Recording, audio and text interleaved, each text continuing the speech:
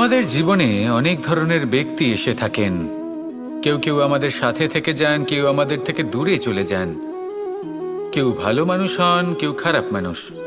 কিন্তু আমরা সবসময় সেই সময়টাকে নিয়ে দুঃখ প্রকাশ করি যখন আমাদের জীবনে কোনো খারাপ ব্যক্তি প্রবেশ করেন। তারা আমাদের খারাপ অনুভূতি দেন, দুঃখ দেন, কষ্ট দেন।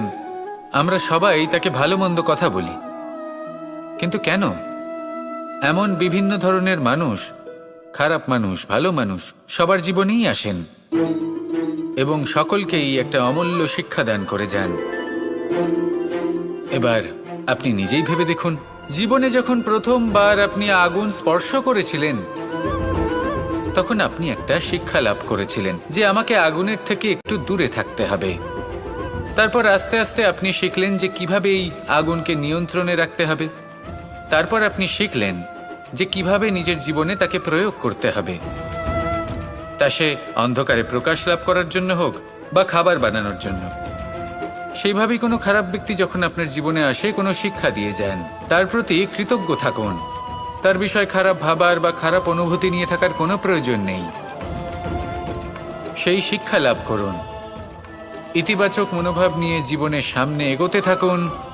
কেউ নেই যিনি আপনাকে বাধা দিতে পারেন।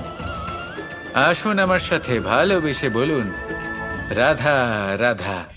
আভূষণ, কার না ভালো লাগে এই আভূষণ? আমরা পরিশ্রম করি, ধন অর্জন করি আর আভূষণ কিনে থাকি, কখনো নিজের জন্য, কখনো বা তাদের জন্য যাকে আমরা ভালোবাসি, বা তাদের জন্য যাকে আমরা সম্মান করি। হয়তো সেই জন্যই সীতা চূড়ামণি ধারণ করেছিলেন এবং আমি সামন্তকমণি। কিন্তু এটাই কি সেই প্রকৃত আভূষণ যা আপনার মূল্য বৃদ্ধি করে? না। শ্রীরামের আভূষণ হলো ওনার নম্র ভদ্র ব্যবহার। মাতা সীতার আভূষণ হলো ওনার সততা, ওনার নিষ্ঠা, ওনার ত্যাগ। অর্জুনের আভূষণ ছিল ওনার একাগ্রতা। রাধার আভূষণ ওনার প্রেম। এই আভূষণ কোথাও নেই, আপনার মনে আছে। যদি আপনার মনে মিষ্টতা থাকে, তা শান্ত হয়, তাতে সততা থাকে, নিষ্ঠা থাকে এবং প্রেম থাকে, তাহলে আপনার অন্য আর কোনো আভূষণের কোনো প্রয়োজন নেই। আপনি যতই ভিড়ের মাঝে থাকুন, আপনার ঔজ্জ্বল্য চোখে পড়বে।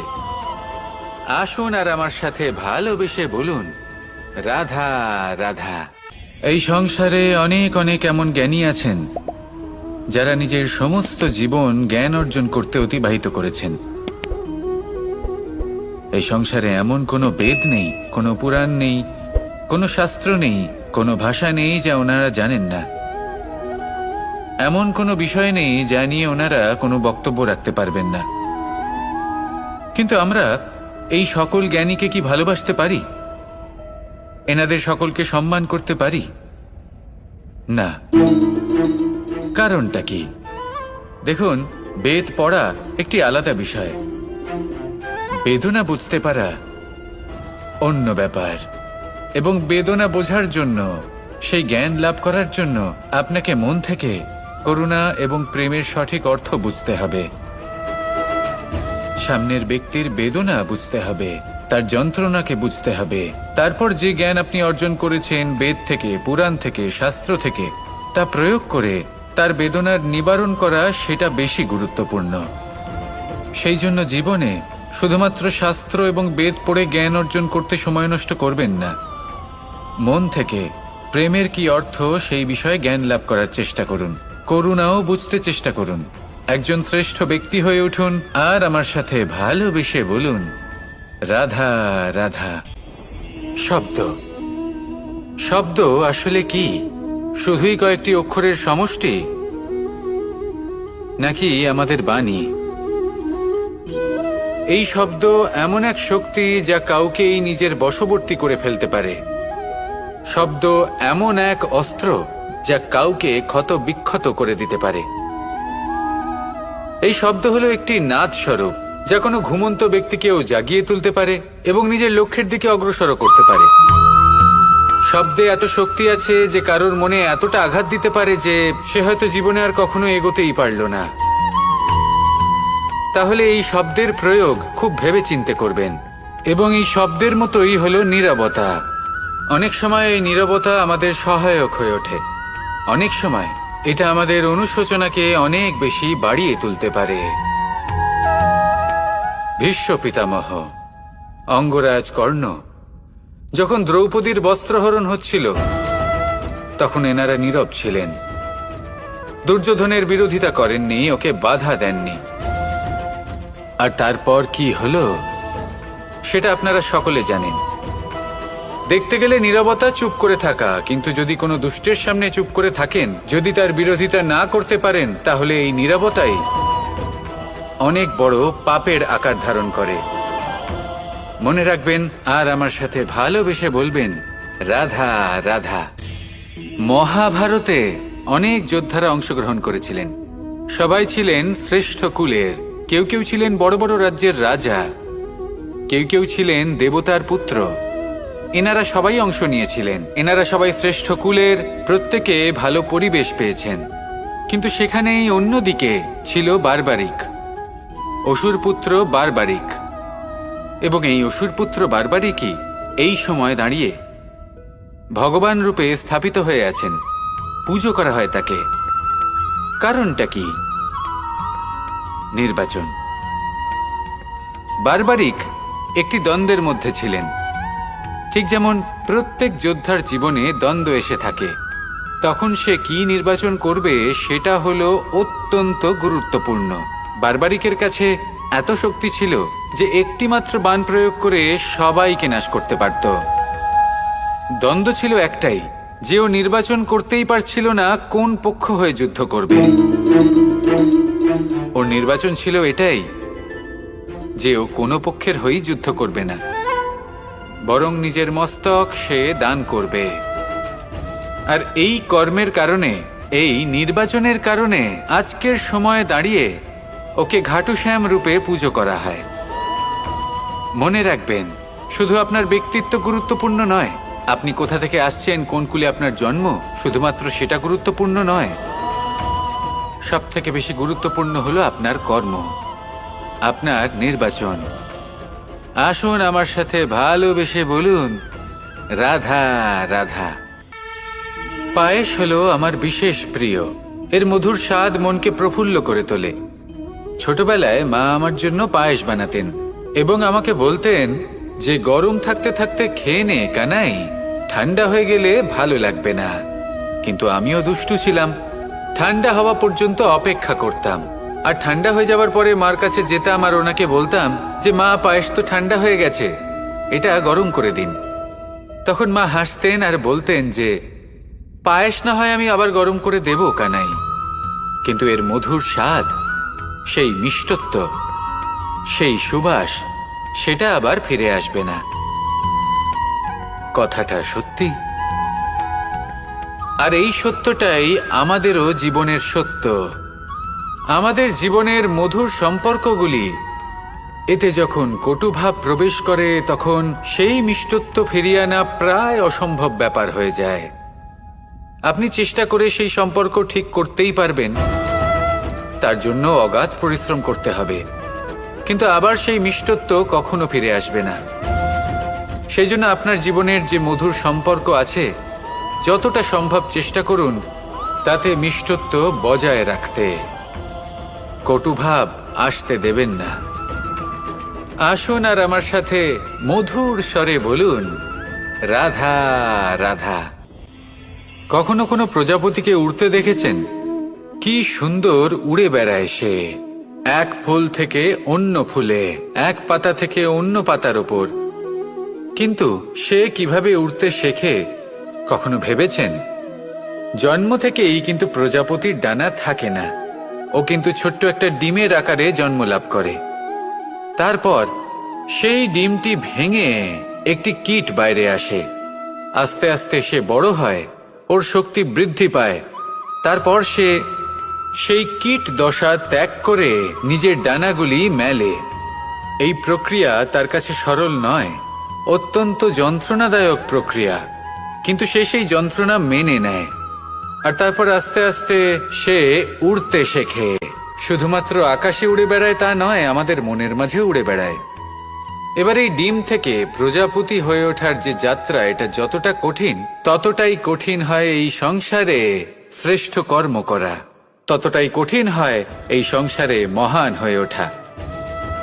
সেই জন্য প্রয়োজনীয় প্রচেষ্টা এবং সময়। নিরন্তর প্রচেষ্টা করতে থাকুন, পর্যাপ্ত সময় নিন, এবং আপনি নিজেকে এই আকাশে উড়ন্ত অবস্থায় পাবেন। আসুন আমার সাথে ভালোবেসে বলুন, রাধা রাধা। ঈশ্বর আসলে কে? সংসারের বেশিরভাগ মানুষের কাছে ঈশ্বর হলেন এই সংসারের রচয়িতা, পালনকর্তা। কারোর কাছে উনি জ্ঞাতা, কারোর কাছে উনি হলেন আস্থার প্রতীক, আবার কারোর জন্য শুধুমাত্র অন্ধ বিশ্বাস। কিন্তু এই ঈশ্বর কি কোনো শরীর, নাকি একটা বোধ, নাকি শুধুই শ্রদ্ধা? ঈশ্বর হলেন তিনি যিনি হলেন আপনার ইষ্ট। সেই জন্যই তো গুরু, মাতা, পিতা এনাদেরও ঈশ্বরই বলা হয়েছে। যাদেরকে আমরা ঈশ্বর বলে মনে করি, যারা আমাদের ইষ্ট, তাঁরা আমাদের একটি পথ দেখান, একটি দিকে চালিত করেন। সেই পথে চলে আপনি শুভ কর্ম করতে পারেন। আর যখন কোনো ব্যক্তি তার ঈশ্বরের আদেশ পালন করেন, তখন সে নিজে থেকেই শুভ পথে অগ্রসর হয়ে যান।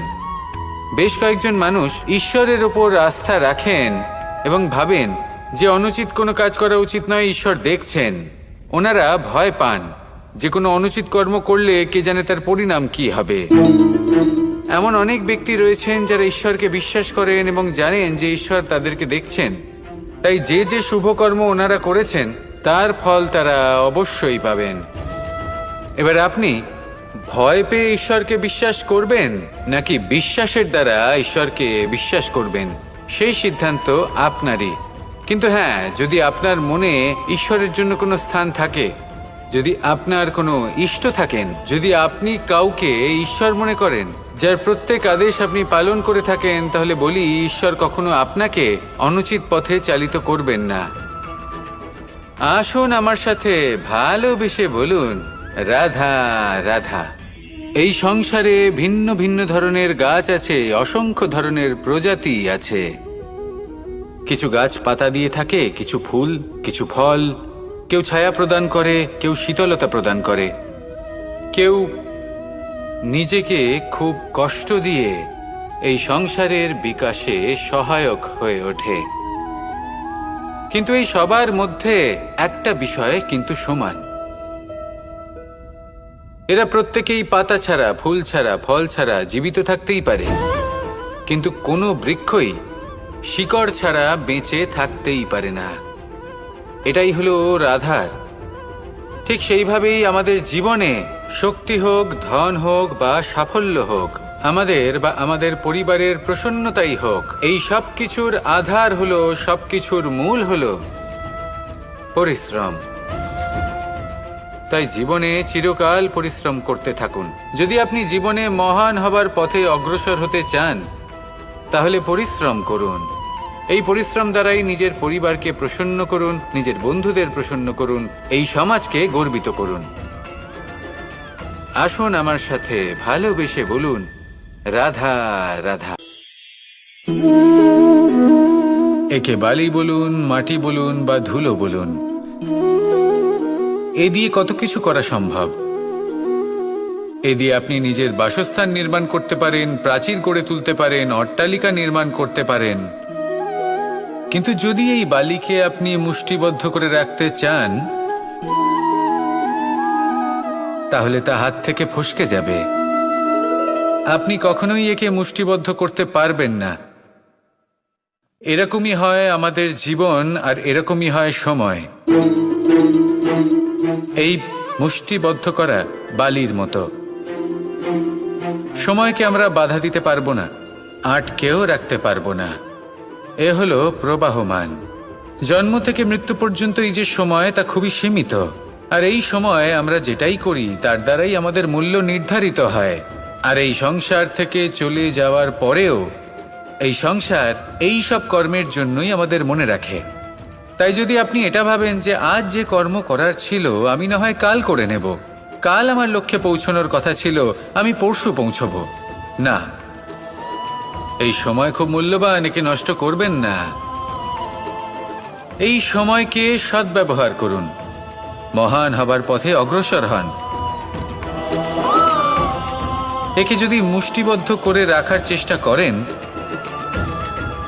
এই সময় থেমে থাকবে না। আসুন আমার সাথে ভালোবেসে বলুন, রাধা রাধা। এই সাগর কত বিশাল আকার, কখনো শান্ত কখনো উত্তাল, কিন্তু এই সাগরকে এত মহান কে করে তুলল? জল। এবার এই জলের যাত্রা দেখুন, সেটা কতটা কঠিন। এই জল সাগরে থাকে, সূর্য ওকে এতটা উত্তপ্ত করে তোলে যে এই জল নিজের অস্তিত্ব হারিয়ে ফেলে এবং বাষ্পে পরিণত হয়ে হাওয়ায় মিলিয়ে যায়। তারপরে আকাশে যায় আর নিজের অস্তিত্ব আবার হারিয়ে ফেলে, মেঘে পরিণত হয়। তারপর এই মেঘ কোথাও গিয়ে কোনো পর্বতে ধাক্কা খায়, তারপর আবার এই জল নিজের অস্তিত্ব হারায়। তারপরে বর্ষার রূপ ধারণ করে তা বর্ষিত হয়, বা কোনো পর্বতের চূড়ায় তার শিখরে বরফের রূপ ধারণ করে। তারপরে এই বর্ষা মাটির দিকে নিজের যাত্রা শুরু করে। এবার মাটিতে ঝরে পড়া এই বর্ষা স্রোতের আকার ধারণ করে এবং আস্তে আস্তে বইতে থাকে। এই নদীর আকার ধারণ করে এবং নদী রূপে বইতে বইতে পাথরে ধাক্কা খায় বা কোনো পর্বতে ধাক্কা খায়, আর তারপর এই নদী এসে সাগরে সমাহিত হয়ে যায়। নদীর এই জল আবারও নিজের অস্তিত্ব হারিয়ে ফেলে, কিন্তু এইবার সেই জল নিজেই সাগরে পরিণত হয়। এটা আমাদের সকলের জন্য একটা শিক্ষা যে এই সংসারে জীবন এবং সময়ের হলো এক অনন্ত যাত্রা। এই সংসারে যা কিছু আছে তার সূত্রপাত কোথাও একটা হবেই। সেই জন্য মৃত্যু এবং সমাপ্তির চিন্তা ত্যাগ করে দিন, আর যে সূত্রপাত আপনি লাভ করছেন তার আনন্দ উপভোগ করুন। ভেবে দেখুন আপনি কিভাবে শ্রেষ্ঠ কর্ম করতে পারেন যাতে এই সংসার এবং এই সমাজ, এই দুইয়ের মঙ্গল সম্ভব। আসুন আমার সাথে ভালোবেসে বলুন, রাধা রাধা। খুব সুন্দর একটা কাহিনী আছে। একবার এক ব্যক্তি নিজের অসফলতার জন্য ত্রস্ত হয়ে সময় দেবতার তপস্যা করতে বসলেন।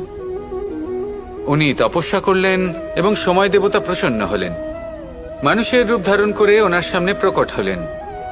এবার সেই ব্যক্তি ওনাকে জিজ্ঞেস করলেন যে কি এমন আছে যার জন্য আপনি বারবার জয়ী হন আর আমি চিরকাল পরাজিত হয়ে থাকি? কেন এত পরিশ্রম করা সত্ত্বেও আমি সাফল্য লাভ করতে পারি না?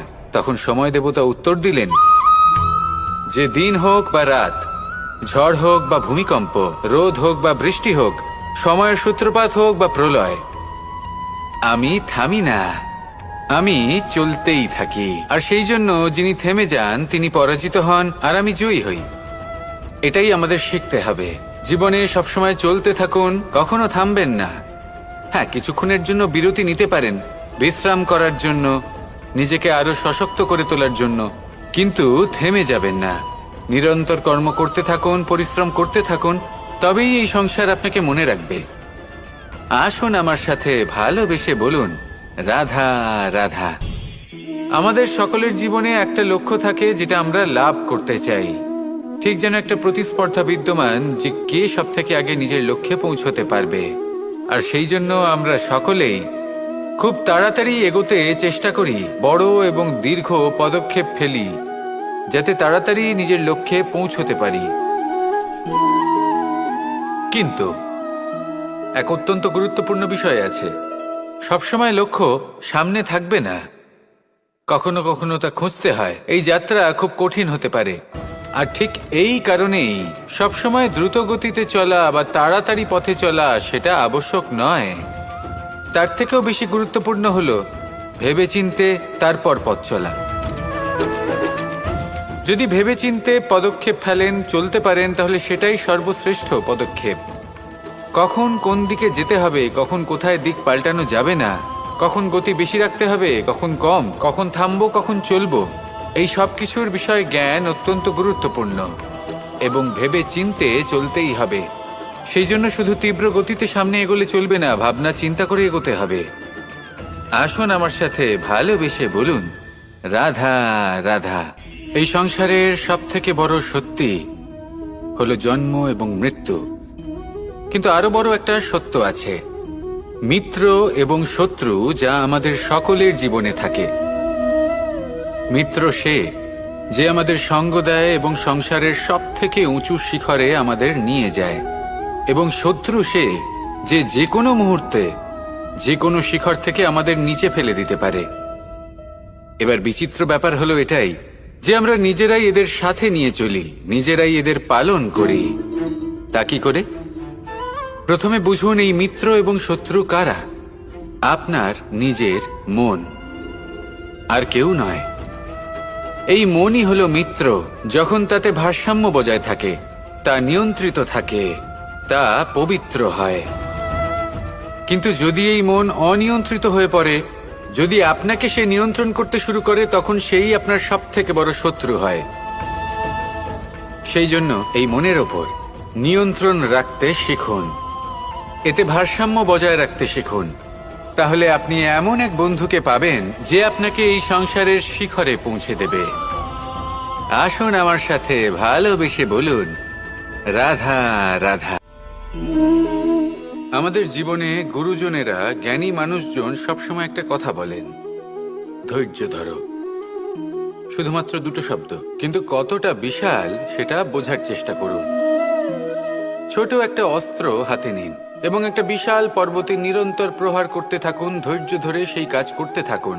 এমন একদিন আসবে, এই বিশাল পর্বতে আপনি একটা পথ তৈরি করবেন। কোনো ধনুর্ধর যখন নিজের বিদ্যা অর্জন করেন, তখন তাকেও ধৈর্য ধরতে হয়, তার নিজেকে সময় দিতে হয়, তবেই সে ধনুর্বিদ্যা শিখতে পারে। সেইভাবে আমাদের জীবনেও ধৈর্য ধরার খুব প্রয়োজন। পরিবারে ধৈর্য রাখতে পারলে তাহলে আস্তে আস্তে দেখবেন প্রেম বৃদ্ধি পাচ্ছে। সমাজে যদি ধৈর্য রাখতে পারেন, তাহলে আস্তে আস্তে এই সমাজ আপনাকে সম্মান করবে। যদি নিজের জীবনে ধৈর্য রাখতে পারেন, তাহলে নিজে থেকেই আত্মবিশ্বাস বাড়বে, নিজের বিকাশ হবে। জীবনে সবই সম্ভব যদি ধৈর্য রাখতে পারেন। হয়তো আস্তে আস্তে হবে, কিন্তু হবে অবশ্যই। শুধু ধৈর্য রাখুন, কারণ ধৈর্যই সব থেকে বড় পুঁজি।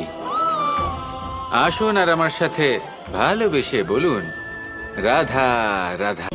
অনেক সময় আমরা জীবনে অনেক মানুষকে এমন বলতে শুনে থাকি যে আমি অসফল হয়েছি কারণ আমার সময় ভালো যাচ্ছিল না। আমি এই জিনিসটা লাভ করতে চাইছিলাম কিন্তু করতে পারলাম না কারণ আমার সময়টা ভালো যাচ্ছিল না।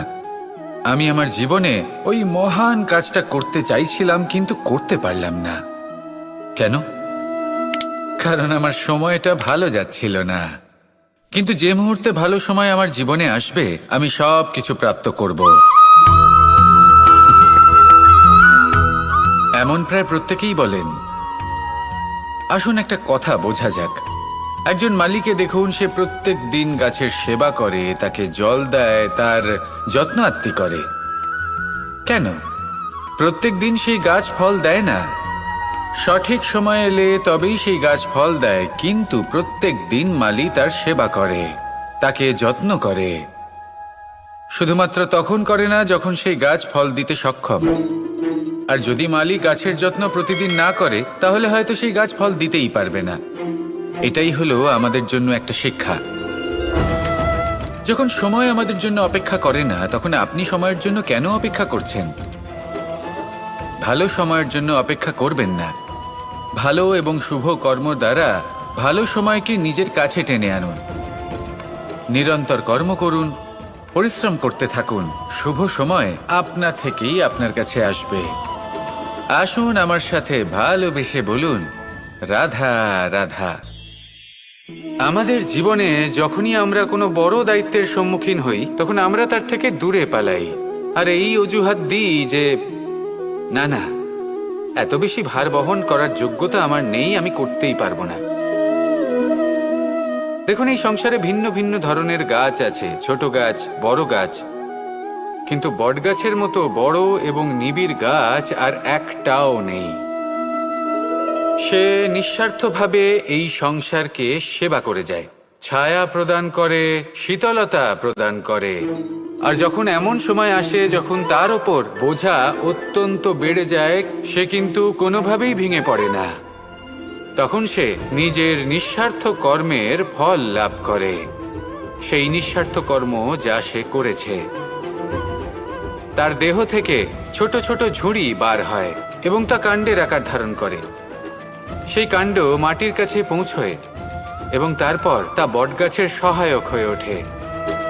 সে ভেঙে পড়ে যায় না।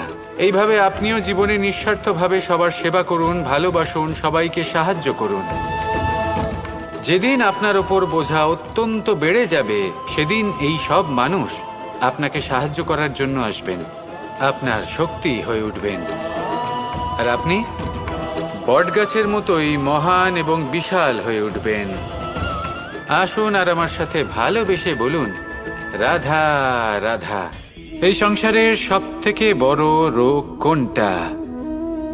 কেউ বলবে মানসিক রোগ, কেউ বলবে সেই রোগ যা সর্পদংশনের ফলে হয়ে থাকে। এই সংসারে ভিন্ন ভিন্ন ধরনের রোগ আছে এবং তার সাথে ভিন্ন ভিন্ন ধরনের যন্ত্রণাও রয়েছে। এমন একটা রোগ আছে যা চোখে দেখা যায় না, যা আপনার শরীরে কোনো দাগ রেখে যায় না, কিন্তু আপনার আত্মাকে পর্যন্ত ক্ষত বিক্ষত করে, অসুস্থ করে তোলে, বিনাশ করে দেয় আপনাকে এবং তার সাথে আপনার আত্মাকেও। এই অসুখের নাম হলো লালসা। লালসা, যে কর্ম সাধন করেছেন তার থেকে বেশি ফল লাভ করার আশা। লালসা, যা আজ আছে তার থেকে অনেক বেশি লাভ করার ইচ্ছে। এই ইচ্ছে এই সংসারে সবার থেকে এগিয়ে থাকার আপনাকে প্রেরণা যোগাবে, কিন্তু তার জন্য আপনাকে অপরাধযোগ্য কাজ করতে উৎসাহিত করবে। আপনার বন্ধু, আপনার আত্মীয়, আপনার পরিবার, এই সবার থেকে আপনি কখন দূরে চলে যাবেন আপনি বুঝতেই পারবেন না। উচিত অনুচিত কোনটা, ধর্ম অধর্ম কোনটা, সব ভুলে যাবেন আপনি। সেই জন্য মনে রাখবেন, নিজের জীবনে যদি আপনি লালসার থেকে নিজেকে দূরে রাখতে পারেন, তাহলে এর অর্থ হলো যে আপনি এই সংসারের সব থেকে বড় অসুখের ওপর বিজয় লাভ করেছেন। আসুন আমার সাথে ভালোবেসে বলুন, রাধা রাধা। মানুষ তার জীবনে দুই ধরনের পরিস্থিতিকে খুব ভয় পায়। এক, কোনো কারণবশত কারোর সামনে নত হওয়া। দুই, কোনো কারণে নিজের চরিত্র থেকে, নিজের মূল্যবোধ থেকে বিচ্যুত হওয়া। এবার কেন হয় এরকম যে কথায় কথায় কারোর সামনে নত হতে হয়? কেন বারংবার নিজের চরিত্র থেকে চ্যুত হতে হয়? এরকম কেন হয়? এটা তখনই হয় যখন আমাদের শিক্ষা এবং মূল্যবোধের অভাব থাকে। যদি মানুষের মধ্যে প্রকৃত শিক্ষা থাকে, তাহলে এই সংসারে কোনো সময় এবং কারোর সামনেই নত হওয়ার কোনো প্রয়োজন নেই। যদি মানুষের মধ্যে মূল্যবোধ থাকে, তাহলে তাকে নিজের মূল্যবোধ বা চরিত্র থেকে বিচ্যুত হতে হয় না, তা সে যাই হয়ে যাক না কেন। কোনো বালককে যদি জন্ম থেকেই সুশিক্ষার অধিকারী করা হয়, শিক্ষিত করা হয়, মূল্যবোধের অধিকারী করা হয়, তবে সে এই সংসারে এমন কর্ম করবে যাতে সে নিজেকে, নিজের পরিবারকে, সমগ্র সমাজকে গর্বিত করতে পারে। শিক্ষা লাভ করুন, মূল্যবোধ লাভ করুন এবং আমার সাথে ভালোবেসে বলুন, রাধা রাধা। একটা শব্দ আছে, পরিস্থিতি। অনেক মানুষের মুখে আমরা এই শব্দ শুনি। জীবনে যখন অসফল হই, দুঃখ আসে, সংকট আসে, কোনো বিপদ ঘনিয়ে আসে, তখন সমস্ত দোষ আমরা পরিস্থিতির ওপর চাপিয়ে দিই। আর দেখতে গেলে কোথাও না কোথাও ঠিকই করি। এই পরিস্থিতি প্রত্যেক দিনের মতো পাল্টাতে থাকে, কিন্তু এই দিন, এই রাত, এমন কেউ আছেন যিনি এর ওপরেও নিয়ন্ত্রণ সাধন করেন, আর তিনি হলেন সূর্য। ঠিক সেই রকমই আমাদের জীবনেও সূর্য হলো এই মন। যদি এই মনের উপর আমরা নিয়ন্ত্রণ করতে পারি, তাহলে আমরা জীবনকেও নিয়ন্ত্রণ করতে পারব। প্রথমে এই মনের রাজা হয়ে উঠতে হবে। তাই মনে রাখবেন, যদি মন দুর্বল হয়, তাহলে পরিস্থিতি আমাদের সমস্যা বলে মনে হবে। এই মন যদি স্থির হয়, পরিস্থিতি প্রতিস্পর্ধা বলে মনে হবে। আর এই মন যদি শক্তিশালী হয়ে ওঠে, তাহলে যে কোনো পরিস্থিতি আপনার কাছে একটা সুযোগ মাত্র। এমন এক সুযোগ যাতে অগ্রসর হয়ে আপনি মহান হয়ে উঠতে পারেন। এই মনের শক্তির বৃদ্ধি ঘটান, মহান হয়ে উঠুন, আর আমার সাথে ভালোবেসে বলুন, রাধা রাধা। এই সংসারে অনেক অনেক এমন জ্ঞানী আছেন যারা নিজের সমস্ত জীবন জ্ঞান অর্জন করতে অতিবাহিত করেছেন। এই সংসারে এমন কোনো বেদ নেই, কোনো পুরাণ নেই, কোনো শাস্ত্র নেই, কোনো ভাষা নেই যা ওনারা জানেন না। এমন কোনো বিষয় নেই যা নিয়ে ওনারা কোনো বক্তব্য রাখতে পারবেন না। কিন্তু আমরা এই সকল জ্ঞানীকে কি ভালোবাসতে পারি? এনাদের সকলকে সম্মান করতে পারি না। কারণটা কি?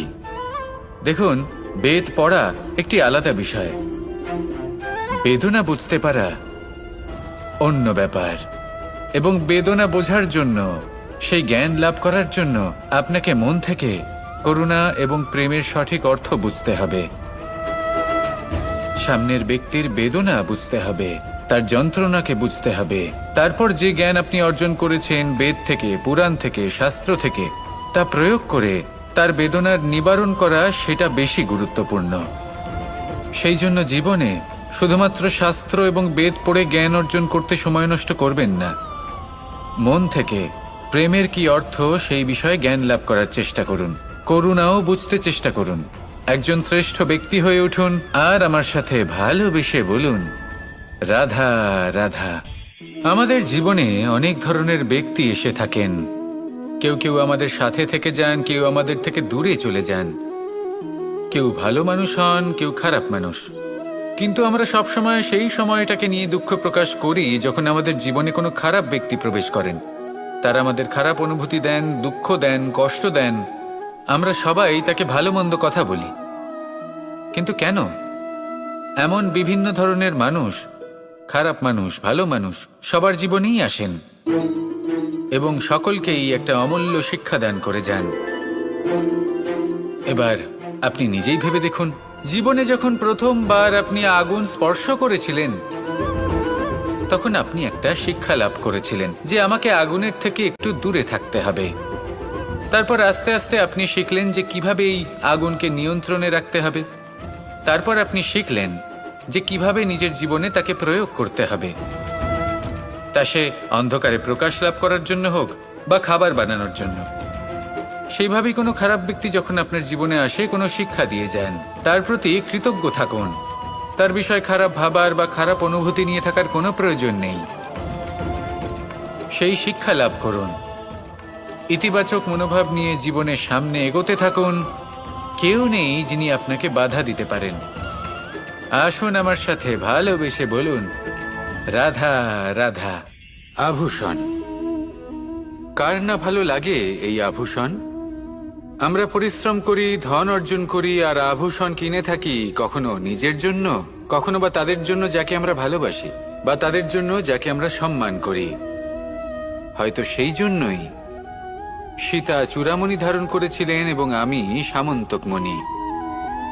কিন্তু এটাই কি সেই প্রকৃত আভূষণ যা আপনার মূল্য বৃদ্ধি করে? না। শ্রীরামের আভূষণ হলো ওনার নম্র ভদ্র ব্যবহার। মাতা সীতার আভূষণ হলো ওনার সততা, ওনার নিষ্ঠা, ওনার ত্যাগ। অর্জুনের আভূষণ ছিল ওনার একাগ্রতা। রাধার আভূষণ ওনার প্রেম।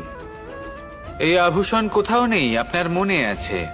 যদি আপনার মনে মিষ্টতা থাকে, তা শান্ত হয়, তাতে সততা থাকে, নিষ্ঠা থাকে এবং প্রেম থাকে, তাহলে আপনার অন্য আর কোনো আভূষণের কোনো প্রয়োজন নেই। আপনি যতই ভিড়ের মাঝে থাকুন, আপনার ঔজ্জ্বল্য চোখে পড়বে। আসুন আর আমার সাথে ভালোবেসে বলুন, রাধা রাধা। পায়েস হলো আমার বিশেষ প্রিয়। এর মধুর স্বাদ মনকে প্রফুল্ল করে তোলে। ছোটবেলায় মা আমার জন্য পায়েস বানাতেন এবং আমাকে বলতেন যে গরম থাকতে থাকতে খেয়ে নে কানাই, ঠান্ডা হয়ে গেলে ভালো লাগবে না। কিন্তু আমিও দুষ্টু ছিলাম, ঠান্ডা হওয়া পর্যন্ত অপেক্ষা করতাম, আর ঠান্ডা হয়ে যাওয়ার পরে মার কাছে যেতাম আর ওনাকে বলতাম যে মা, পায়েস তো ঠান্ডা হয়ে গেছে। এটা গরম করে দিন।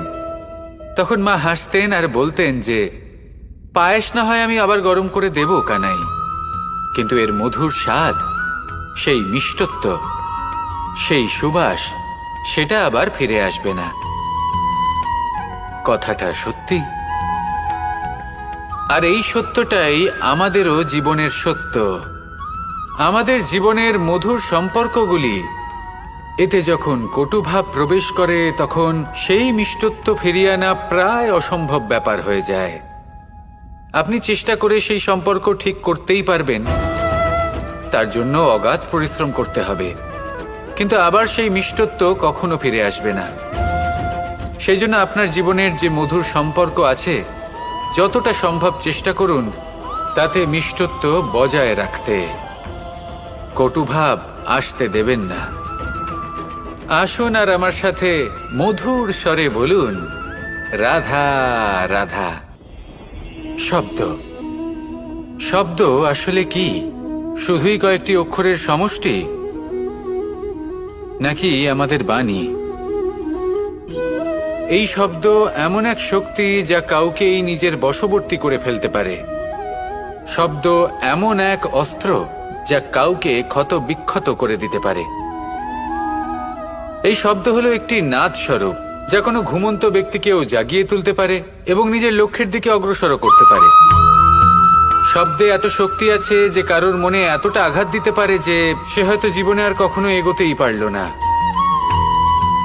তাহলে এই শব্দের প্রয়োগ খুব ভেবেচিন্তে করবেন। এবং এই শব্দের মতোই হলো নীরবতা। অনেক সময় এই নীরবতা আমাদের সহায়ক হয়ে ওঠে। অনেক সময় এটা আমাদের অনুশোচনাকে অনেক বেশি বাড়িয়ে তুলতে পারে। ভীষ্ম পিতামহ, অঙ্গরাজ কর্ণ, যখন দ্রৌপদীর বস্ত্রহরণ হচ্ছিল তখন এনারা নীরব ছিলেন।